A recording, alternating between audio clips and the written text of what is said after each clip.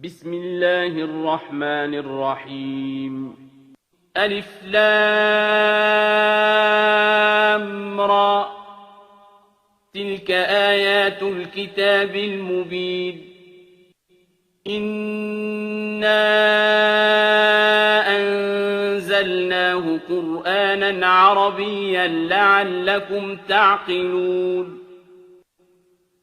نحن نقص عليك أحسن القصص بما أوحينا إليك هذا القرآن وإن كنت من قبله لمن الغافلين إذ قال يوسف لأبيه يا أبت إني رأيت 11 كوكبا والشمس والقمر رأيتهم لي ساجدين قال يا بني لا تقصص رؤياك على إخوتك فيكيدوا لك كيدا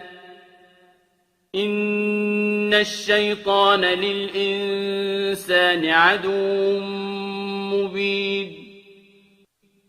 وكذلك يجتبيك ربك ويعلمك من تأويل الأحاديث ويتم نعمته عليك وعلى آل يعقوب كما أتمها على أبويك من قبل إبراهيم وإسحاق إن ربك عليم حكيم لقد كان في يوسف وإخوته آيات للسائلين إذ قالوا ليوسف وأخوه أحب إلى أبينا منا ونحن عصبة إن أبانا لفي ضلال مبين اقتلوا يوسف أو اطرحوه أرضا يخل لكم وجه أبيكم وتكونوا من بعده قوما صالحين قال قائل منهم لا تقتلوا يوسف وألقوه في غيابة الجب يلتقطه بعض السيارة إن كنتم فاعلين قالوا يا أبانا ما لك لا تأمنا على يوسف وإنا له لناصحون أرسله معنا غدا يرتع ويلعب وإنا له لحافظون قال إني ليحزنني أن تذهبوا به وأخاف أن يأكله الذئب وأنتم عنه غافلون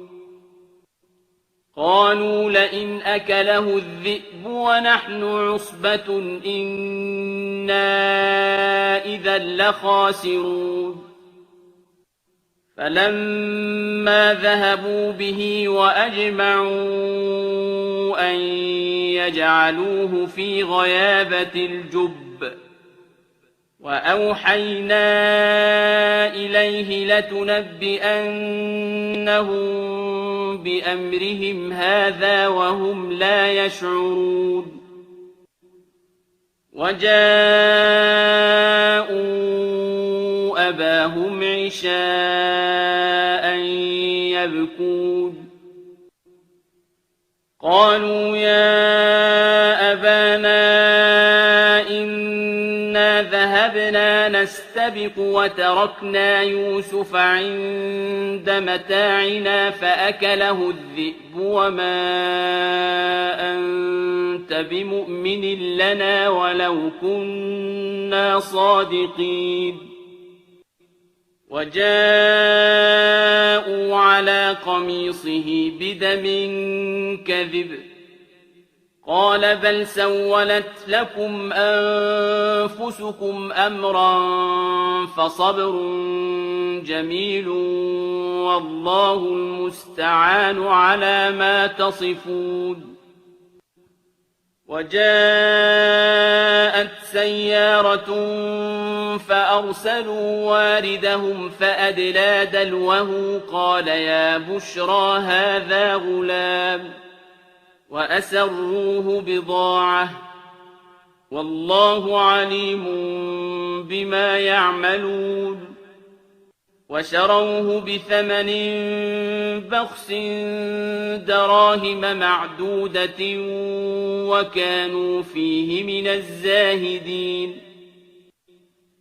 وقال الذي اشتراه من مصر لامرأته أكرمي مثواه عسى أن ينفعنا أو نتخذه ولدا وكذلك مكنا ليوسف في الأرض ولنعلمه من تأويل الأحاديث والله غالب على أمره ولكن أكثر الناس لا يعلمون ولما بلغ أشده آتيناه حكما وعلما وكذلك نجزي المحسنين وراودته التي هو في بيتها عن نفسه وغلقت الأبواب وقالت هيت لك قال معاذ الله إنه ربي أحسن مثواي إنه لا يفلح الظالمون ولقد همت به وهم بها لولا أن رأى برهان ربه كذلك لنصرف عنه السوء والفحشاء إنه من عبادنا المخلصين واستبق الباب وقدت قميصه من دبر وألف يا سيدها لدى الباب قالت ما جزاء من أراد بأهلك سوءا إلا أن يسجن أو عذاب أليم قال هي راودتني عن نفسي وشهد شاهد من أهلها إن كان قميصه قد من قبل فصدقت وهو من الكاذبين وإن كان قميصه قد من دبر فكذبت وهو من الصادقين فلما رأى قميصه قد من دبر قال إنه من كيدكن إن كيدكن عظيم يوسف أعرض عن هذا واستغفري لذنبك إنك كنت من الخاطئين وقال نسوة في المدينة امرأة العزيز تراود فتاها عن نفسه قد شغفها حبا إنا لنراها في ضلال مبين فلما سمعت بمكرهن أرسلت إليهن وأعتدت لهن متكئا وآتت كل واحدة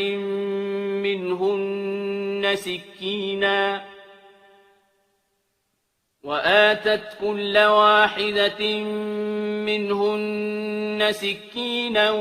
وقالت اخرج عليهن فلما رأينه أكبرنه وقطعن أيديهن وقلن حاش لله ما هذا بشرا إن هذا إلا ملك كريم. قالت فذلكن الذي لمتنني فيه ولقد راودته عن نفسه فاستعصم ولئن لم يفعل ما آمره ليسجنن وليكونن من الصاغرين. قال رب السجن أحب إلي مما يدعونني إليه وإلا تصرف عني كيدهن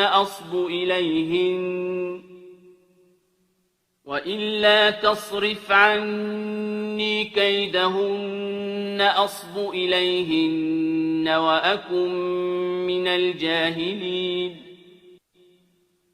فاستجاب له ربه فصرف عنه كيدهن إنه هو السميع العليم. ثم بدا لهم من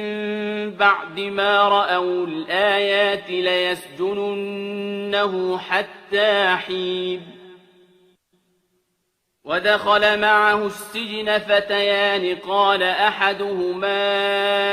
إني أراني أعصر خمرا وقال الآخر إني أراني أحمل فوق رأسي خبزا تأكل الطير منه نبئنا بتأويله إنا نراك من المحسنين. قال لا يأتيكما طعام ترزقانه إلا نبأتكما بتأويله قبل أن يأتيكما ذلكما مما علمني ربي إني تركت ملة قوم لا يؤمنون بالله وهم بالآخرة هم كافرون واتبعت ملة آبائي إبراهيم وإسحاق ويعقوب ما كان لنا أن نشرك بالله من شيء ذلك من فضل الله علينا وعلى الناس ولكن أكثر الناس لا يشكرون. يا صاحبي السجن أأرباب متفرقون خير أم الله الواحد القهار. ما تعبدون من دونه إلا أسماء سميتموها أنتم وآباؤكم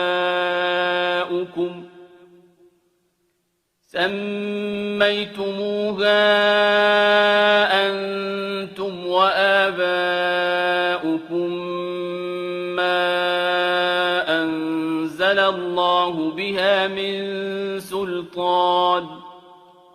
إن الحكم إلا لله أمر ألا تعبدوا إلا إياه ذلك الدين القيم ولكن أكثر الناس لا يعلمون. يا صاحبي السجن أما أحدكما فيسقي ربه خمرا وأما الآخر فيصلب فتأكل الطير من رأسه قضي الأمر الذي فيه تستفتيان. وقال للذي ظن أنه ناج منهما اذكرني عند ربك فأنساه الشيطان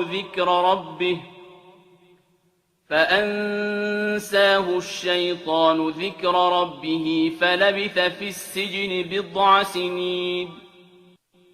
وقال الملك إني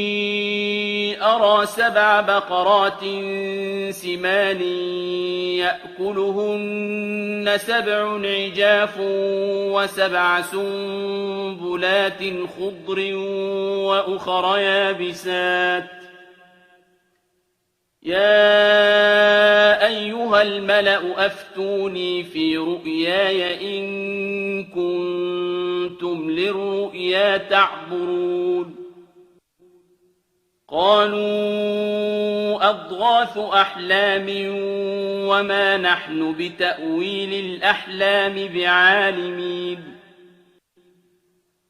وقال الذي نجا منهما وادكر بعد أمة أنا أنبئكم بتأويله فأرسلون. يوسف أيها الصديق أفتنا في 7 بقرات سمان يأكلهن 7 عجاف و7 سنبلات خضر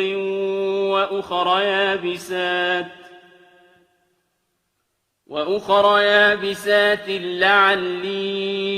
أرجع إلى الناس لعلهم يعلمون. قال تزرعون 7 سنين دأبا فما حصدتم فذروه في سنبله إلا قليلا مما تأكلون. ثم يأتي من بعد ذلك 7 شداد يأكلن ما قدمتم لهن إلا قليلا مما تحصنون. ثم يأتي من بعد ذلك عام فيه يغاث الناس وفيه يعصرون.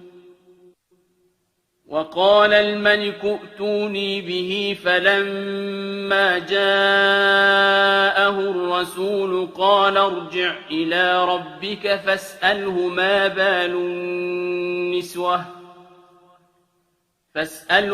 بال النسوة اللاتي قطعن أيديهن إن ربي بكيدهن عليم. قال ما خطبكن إذ راوتن يوسف عن نفسه قلن حاش لله ما علمنا عليه من سوء. قالت امرأة العزيز الآن حصحص الحق أنا راودته عن نفسه وإنه لمن الصادقين. ذلك ليعلم أني لم أخنه بالغيب وأن الله لا يهدي كيد الخائنين. وما أبرئ نفسي إن النفس لأمارة بالسوء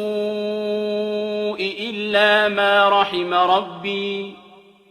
إن ربي غفور رحيم. وقال الملك ائتوني به أستخلصه لنفسي فلما كلمه قال إنك اليوم لدينا مكين أمين. قال اجعلني على خزائن الأرض إني حفيظ عليم. وكذلك مكنا ليوسف في الأرض يتبوأ منها حيث يشاء نصيب برحمتنا من نشاء ولا نضيع أجر المحسنين ولأجر الآخرة خير للذين آمنوا وكانوا يتقون وجاء إخوة يوسف فدخلوا عليه فعرفهم وهم له منكرون ولما جهزهم بجهازهم قال ائتوني بأخ لكم من أبيكم ألا ترون أني أوفي الكيل وأنا خير المنزلين فإن لم تأتوني به فلا كيل لكم عندي ولا تقربون قالوا سنراود عنه أباه وإنا لفاعلون وقال لفتيانه جعلوا بضاعتهم في رحالهم لعلهم يعرفونها إذا انقلبوا إلى أهلهم لعلهم يرجعون فلما رجعوا إلى أبيهم قالوا يا أبانا منع منا الكيل فأرسل معنا أخانا نكتل وإنا له لحافظون قال هل آمنكم عليه إلا كما أمنتكم على أخيه من قبل فالله خير حافظا وهو أرحم الراحمين ولما فتحوا متاعهم وجدوا بضاعتهم ردت إليهم قالوا يا أبانا ما نبغي هذه بضاعتنا ردت إلينا ونمير أهلنا ونحفظ أخانا ونزداد كيل بعير ذلك كيل يسير قال لن أرسله معكم حتى تؤتون موثقا من الله لتأتونني به إلا أن يحاط بكم فلما آتوه موثقهم قال الله على ما نقول وكيل وقال يا بني لا تدخلوا من باب واحد وادخلوا من أبواب متفرقة وما أغني عنكم من الله من شيء إن الحكم إلا لله عليه توكلت وعليه فليتوكل المتوكلون ولما دخلوا من حيث أمرهم أبوهم ما كان يغني عنهم من الله من شيء إلا حاجة في نفس يعقوب قضاها وإنه لذو علم لما علمناه ولكن أكثر الناس لا يعلمون ولما دخلوا على يوسف آوى إليه أخاه قال إني أنا أخوك فلا تبتئس بما كانوا يعملون فلما جهزهم بجهازهم جعل السقاية في رحل أخيه ثم أذن مؤذن أيتها العير إنكم لسارقون قالوا وأقبلوا عليهم ماذا تفقدون قالوا نفقد صواع الملك ولمن جاء به حمل بعير وأنا به زعيم قالوا تالله لقد علمتم ما جئنا لنفسد في الأرض وما كنا سارقين قالوا فما جزاؤه إن كنتم كاذبين قالوا جزاؤه من وجد في رحله فهو جزاؤه كذلك نجزي الظالمين فبدأ بأوعيتهم قبل وعاء أخيه ثم استخرجها من وعاء أخيه كذلك كدنا ليوسف ما كان ليأخذ أخاه في دين الملك إلا أن يشاء الله نرفع درجات من نشاء وفوق كل ذي علم عليم قالوا إن يسرق فقد سرق أخ له من قبل فأسرها يوسف في نفسه ولم يبدها لهم قال أنتم شر مكانا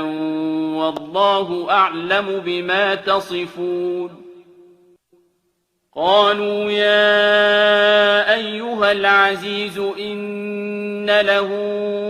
أبا شيخا كبيرا فخذ أحدنا مكانه إنا نراك من المحسنين قال معاذ الله أن نأخذ إلا من وجدنا متاعنا عنده إنا إذا لظالمون فلما استيئسوا منه خلصوا نجيا قال كبيرهم ألم تعلموا أن أباكم قد أخذ عليكم موثقا من الله ومن قبل ما فرطتم في يوسف فلن أبرح الأرض حتى يأذن لي أبي أو يحكم الله لي وهو خير الحاكمين ارجعوا إلى أبيكم فقولوا يا أبانا إن ابنك سرق وما شهدنا إلا بما علمنا وما كنا للغيب حافظين واسأل القرية التي كنا فيها والعير التي أقبلنا فيها وإنا لصادقون قال بل سولت لكم أنفسكم أمرا فصبر جميل عسى الله أن يأتيني بهم جميعا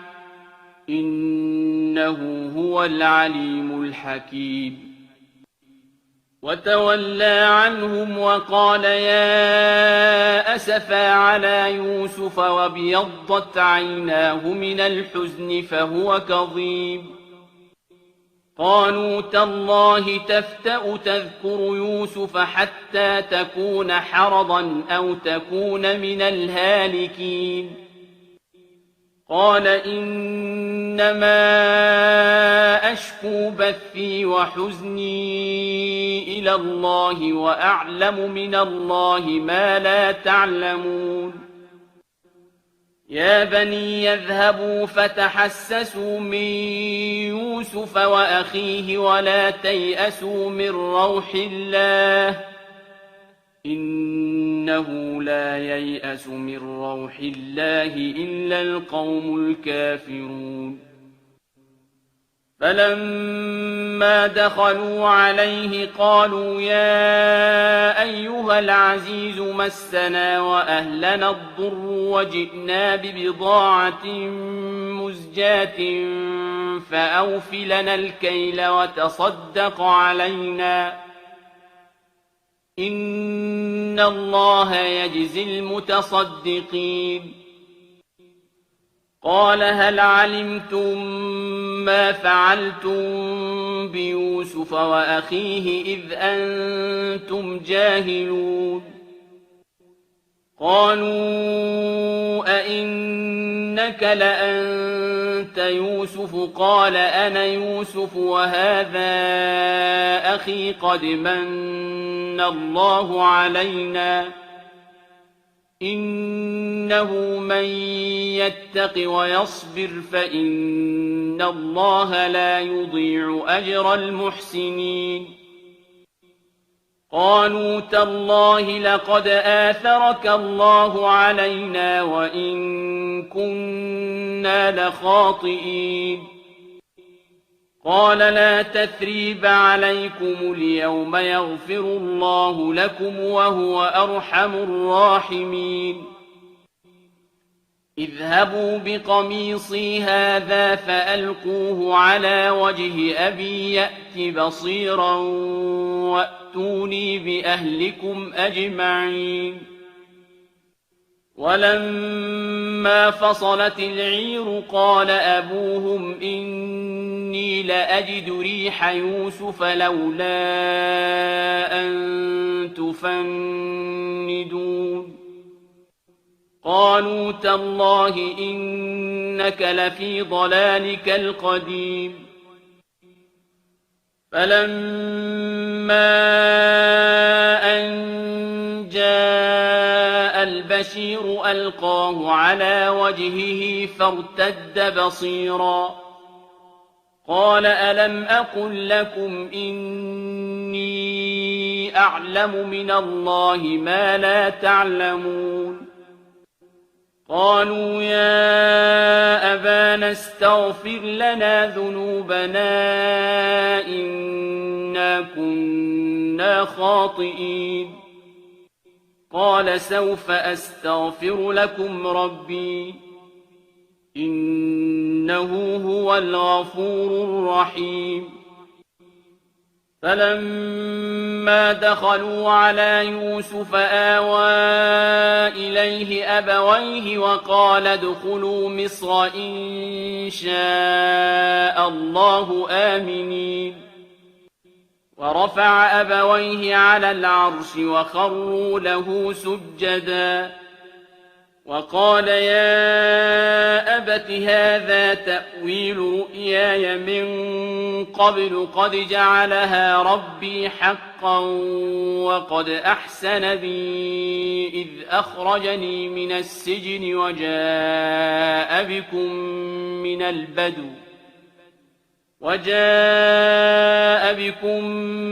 البدو من بعد أن نزغ الشيطان بيني وبين إخوتي إن ربي لطيف لما يشاء إنه هو العليم الحكيم رب قد آتيتني من الملك وعلمتني من تأويل الأحاديث فاطر السماوات والأرض أنت ولي في الدنيا والآخرة توفني مسلما وألحقني بالصالحين ذلك من أنباء الغيب نوحيه إليك وما كنت لديهم إذ أجمعوا أمرهم وهم يمكرون وما أكثر الناس ولو حرصت بمؤمنين وما تسألهم عليه من أجر إن هو إلا ذكر للعالمين وكأين من آية في السماوات والأرض يمرون عليها وهم عنها معرضون وما يؤمن أكثرهم بالله إلا وهم مشركون أفأمنوا أن تأتيهم غاشية من عذاب الله أو تأتيهم الساعة بغتة وهم لا يشعرون قل هذه سبيلي أدعو إلى الله على بصيرة أنا ومن اتبعني وسبحان الله وما أنا من المشركين وما أرسلنا من قبلك إلا رجالا نوحي إليهم من أهل القرى أفلم يسيروا في الأرض فينظروا كيف كان عاقبة الذين من قبلهم ولدار الآخرة خير للذين اتقوا أفلا تعقلون حتى إذا استيأس الرسل وظنوا أنهم قد كذبوا جاءهم نصرنا